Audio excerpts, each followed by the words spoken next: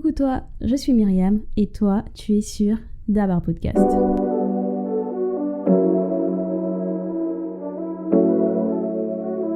J'espère que tu vas bien, que tu as passé de bonnes vacances et que tu as pu apprécier ce soleil. Pour toi qui n'as pas bougé, j'espère tout de même que tu as pu passer d'agréables journées. Aujourd'hui, j'aimerais qu'on parle ensemble un petit peu sur l'estime de soi et je pense que c'est l'une des raisons pour laquelle le premier épisode a pris du retard. Alors c'est vrai que j'ai énormément travaillé cet été, je dois le reconnaître. Cet été, il a vraiment été très riche en travail et aussi en expérience, et dans tous les sens du terme d'ailleurs. Mais je crois aussi que ce retard du premier épisode est aussi dû un petit peu à l'estime de soi. Je dois dire que lorsqu'on n'arrive pas forcément à dépasser une certaine résistance, on se remet un petit peu en question et on se demande si on est assez ou on fait assez bien les choses. Je ne sais pas si tu connais cette phrase de l'écrivain allemand Goethe, si je ne me trompe pas, qui disait que la confiance qu'on a en nous inspire celle des autres. Eh bien moi, j'aimerais paraphraser cette phrase, si Goethe me le permet, qui dit « L'estime qu'on a en nous inspire l'estime des autres ». À chaque fois qu'on aura un step à dépasser ou une étape à franchir, que ce soit au niveau personnel ou au niveau scolaire ou autre, on aura toujours ce petit doute, cette petite résistance, comme j'aime bien dire, qui nous rappellera qu'on ne fait pas assez ou qu'on n'est pas assez ou qu'on n'a pas le niveau pour le faire. Et je dois dire que c'est une sensation vraiment désagréable. Parce que lorsqu'on a envie de faire quelque chose, je crois, en tout cas pour ma part, que ça part des tripes. Ah, c'est quelque chose qui te prend réellement au ventre.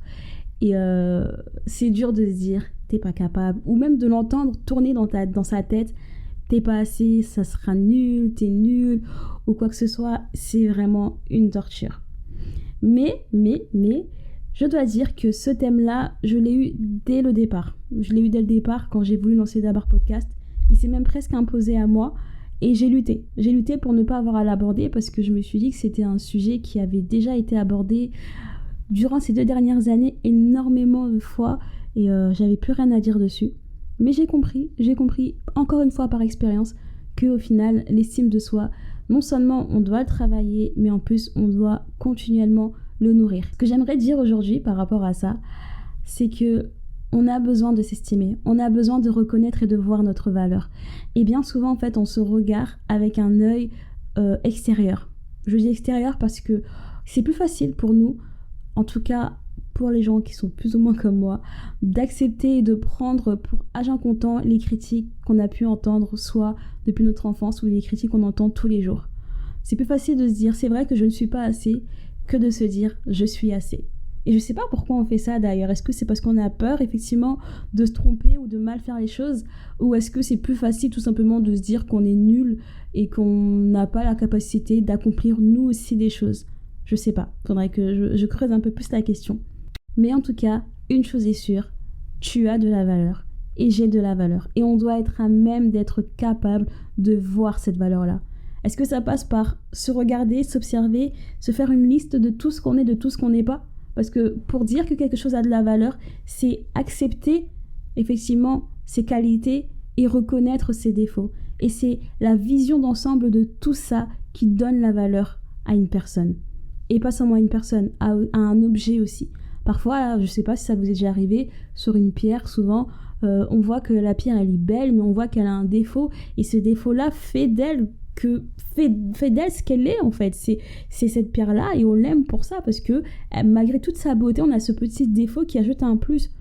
Et bien sûr, les défauts, que ce soit sur les pierres ou sur les personnes, ça se travaille. Ça se travaille pour être encore une bien meilleure pierre ou une bien meilleure personne. Il ne faut pas baser l'estime que tu as de toi, la valeur que tu te donnes, les limites que tu te donnes à cause de tes défauts, à cause de tes expériences passées, à cause de tes échecs passés. Parce que si tu fais ça, ta valeur ne va faire que diminuer. C'est plus facile pour nous de se culpabiliser, de ne pas se pardonner certaines erreurs, que d'accepter de se dire « Ok, j'ai mal fait ça, mais je peux aussi bien faire les choses, je peux aussi me rattraper. » Et je sais à quel point la culpabilité peut être paralysante. Mais notre valeur ne dépend pas de ça. Nous avons une valeur initiale. Un jour, pour la petite histoire, alors que j'étais super énervée, j'étais vraiment en colère, j'ai décidé de prier, de fléchir les genoux et de parler à mon Dieu. Après lui avoir parlé, j'ai pris la Bible et guidée par son esprit, je suis allée dans un psaume qui a complètement répondu à ma problématique sur le moment et m'a clairement apaisée. Le lendemain, j'ai décidé de relire ce psaume parce que je me suis dit, waouh, Dieu il m'a vraiment parlé par rapport à ça. Et plus loin dans ce psaume, il y avait un verset qui disait que avant même que je sois dans le ventre de ma mère, Dieu me connaît déjà. Il me connaissait déjà. Il disait de moi que j'étais une merveilleuse créature. Et plus loin, il disait que mon corps était étonnant. Et c'est vrai que le fait d'être une merveilleuse créature, je l'avais déjà entendu plusieurs fois, mais je n'y avais jamais cru. Pourquoi ? Parce que je me disais, je sais qui je suis à l'intérieur.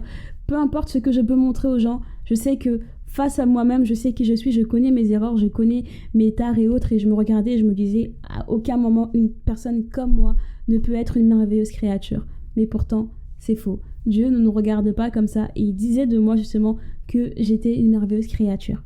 Il y a un deuxième point aussi qui disait que mon corps était étonnant. Mais en même temps, plus haut, il disait qu'avant même que je sois dans le ventre de ma mère, il me connaissait déjà. Et pour vous aider à voir ce que j'ai vu à ce moment-là, imaginez juste un tétard. Un tétard, quand on le voit, on se dit pas, ouais, c'est beau, on se dit, ah, c'est quoi ce truc-là, bizarre comme ça, qui gesticule et tout. Ben, dans le ventre de nos mamans, on est tous comme ça. On a tous eu cette forme-là. Bien sûr, oui, après, on a commencé à ressembler à autre chose, et puis on a grandi, tout ça. Mais il disait que justement, à cette étape-là, et avant même cette étape-là, qu'on ne connaît pas d'ailleurs, il nous considérait comme des merveilleuses créatures, et il nous connaissait déjà. Donc, comment quelqu'un qui te voit à l'état d'un tétard t'aime quand même? Regardez nos mamans, elles nous ont vus dans tous les sens du terme, à l'échographie, alors qu'on ressemblait presque à rien, mais elles avaient cet amour d'une mère qui était infaillible, jusqu'à ce qu'on sorte. Pour s'estimer, il faut pouvoir s'aimer d'abord. S'aimer, et je pense que les deux on peut pas les séparer en fait, je pense qu'ils marchent ensemble, ils fonctionnent ensemble.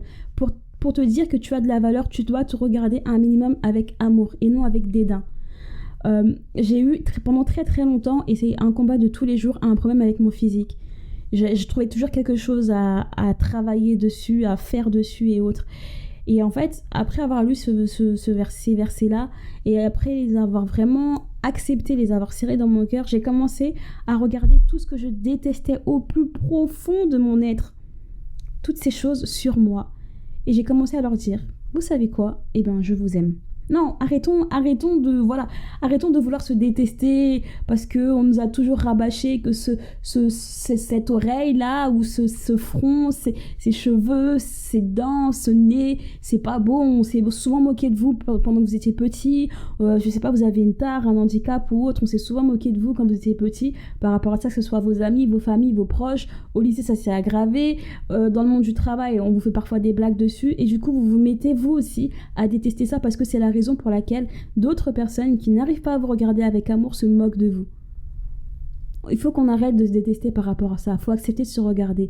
Alors j'ai regardé toutes ces parties-là qui étaient sujets de raillerie et que j'ai moi-même fini par me détester par rapport à ça. Et je leur ai dit, vous savez quoi, à partir d'aujourd'hui, on va arrêter de se faire la guerre, vous et moi, parce que de toute évidence, je ne te change pas et tu me changes pas, mais ça me fait mal. Donc je vais t'aimer, on va s'aimer tous les deux, ok ? Et ensuite, on va travailler parce que, hormis le fait de perdre énormément de temps à me détester, j'ai envie d'accomplir d'autres choses. Et parce que j'ai besoin de les accomplir et parce que je veux les faire, et ben, on va travailler ensemble et on va s'aimer. Et au fur et à mesure, je les ai regardés, je leur ai dit, vous savez quoi, je t'aime. Ah, toi t'es gros comme ça, mais c'est pas grave, je t'aime. Tu fais partie de moi, je suis une merveilleuse créature. Et j'ai commencé à me répéter ça comme ça. Et aujourd'hui, je ne regarde plus ces parties-là avec dégoût. Pas du tout. Je me déteste plus. Voilà. Pour moi, ça fait partie de moi. C'est en harmonie avec tout ce que je suis, tout ce que j'ai sur mon corps. Et j'arrive à glisser et à être occupée et à faire beaucoup d'autres choses que je ne faisais pas avant. Je me limitais en disant, tant que tu n'as pas fixé tout ça sur toi, tu ne peux pas accomplir ces choses-là. Vous vous imaginez ? On prend un exemple.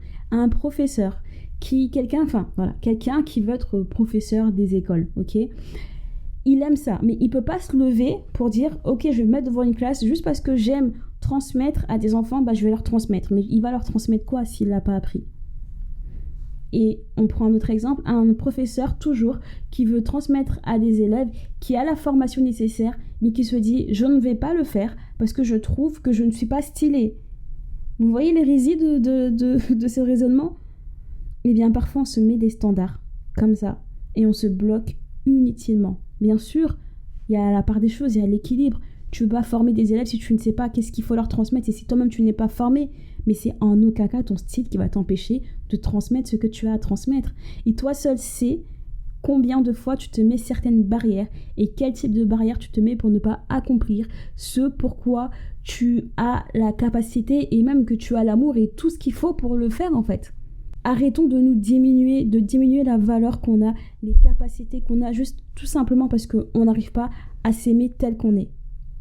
Et à reconnaître la valeur qu'on a et la valeur qu'on peut ajouter à d'autres personnes. Ça, il faut vraiment qu'on arrête. On ne peut plus rester dans l'ombre, tout simplement parce qu'on a peur de s'accepter ou qu'on a peur du regard des autres. Regarde-toi, oublie tes échecs, oublie tes ratés. Ce sont des expériences. Tu ne les oublies pas dans le sens où jette-les à la poubelle, n'y pense plus du tout. Non, ce sont des expériences, mais ça ne doit pas définir qui tu es. Tes échecs ne retirent rien en ta valeur. Tes ratés, tes mauvaises expériences ne retirent rien à ta valeur. Tu as ta valeur. Et c'est à toi maintenant de délimiter, d'avoir tes limites. De dire, j'accepte que certaines personnes n'apprécient pas qui je suis, mais je dois en aucun cas me détester pour ça, parce qu'elles n'ont pas apprécié. Non. Tu as quelque chose à accomplir, tu dois l'accomplir et tu travailles pour ça. Moi, pour ma part, c'est un combat de tous les jours. Tous les jours, je travaille à m'estimer, à reconnaître la valeur que j'ai, à reconnaître, oui, les défauts que j'ai et d'essayer de les travailler petit à petit. Mais tous les jours, je mets en place aussi certains éléments, certaines actions qui me permettront justement de pouvoir aller de l'avant.